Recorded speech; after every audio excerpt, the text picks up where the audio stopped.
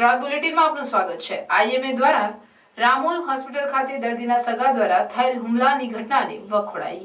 અમદાવાદમાં ડોક્ટરો અને હોસ્પિટલ પરના તાજેતરના હિંસક હુમલા અંગે નિંદા અને મજબૂત હસ્તક્ષેપની રજની હોસ્પિટલ દ્વારા હાકલ। ઇન્ડિયન મેડિકલ એસોસિએશન ગુજરાત હુમલાની ગંભીર બાબતે ગૃહમંત્રી હર્ષ સંઘવીને પત્ર લખી નિવેદન કર્યું।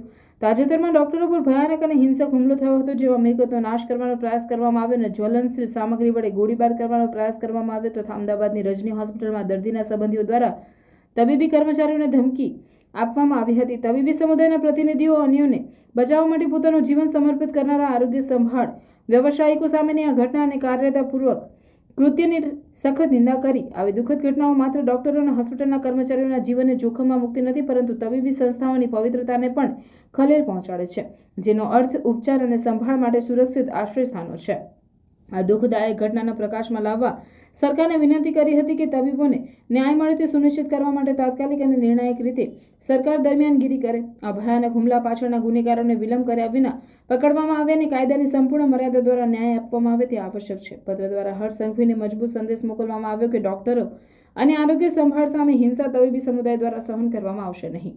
વધુમાં અમે સરકારી અધિકારીઓને કેરળ રાજ્યમાં લાગુ કરાયેલા પ્રગતિશીલ પગલાઓમાંથી પ્રેરણા લઈને ગુજરાતમાં ડોક્ટરો અને આરોગ્ય સંભાળ સુવિધાઓ સામે હિંસા સંબંધિત હાલના કાયદાઓની સમીક્ષા કરવા અને તેમાં સુધારો કરવા વિનંતી કરીએ છીએ। જીવન બચાવવાની તેમની ઉમદા ફરજ પૂરી કરવા માટે ઘણીવાર પડકારજનક પરિસ્થિતિઓમાં કામ કરતા તબીબી વ્યવસાયિકોને ઉન્નત સુરક્ષા અને સમર્થન આપવું આવશ્યક છે। અમારા આરોગ્ય સંભાળ કર્મચારીઓની સલામતી અને સુરક્ષા સર્વોપરી છે અને તેમની સુખાકારીની સુરક્ષા માટે સક્રિય પગલાં લેવા સરકારની ફરજ છે। અમને વિશ્વાસ છે કે તમે આ બાબતને ખૂબ જ તાકીદ અને ગંભીરતા સાથે પ્રાથમિકતા આપવા વિનંતી કરી। આ જટિલ મુદ્દા પર તમારું ધ્યાન આપવા બદલ આભાર અને અમે તમારી ત્વરિત કાર્યવાહીને પ્રતિસાદની આતુરતાપૂર્વક રાહ જોઈ રહ્યા છીએ। રામોલમાં એક હોસ્પિટલમાં દર્દીના સગા દ્વારા કરાયેલી તોડફોડ, આગ લગાડવાનો પ્રયત્ન અને સ્ટાફ પર હુમલો તથા ધમકી આપવાની ઘટનાને Indian medical association Ahmedabad branch સખ્ત શબ્દોમાં વખોડી કાઢે છે અને સરકારને વિનંતી કરે છે કે કસૂરવાર પર તાત્કાલિક રીતે પગલાં લેવામાં આવે। જે કોઈક ન્યાયિક તપાસ કરવાની હોય એ રીતે જ તપાસ કરવાની હોય।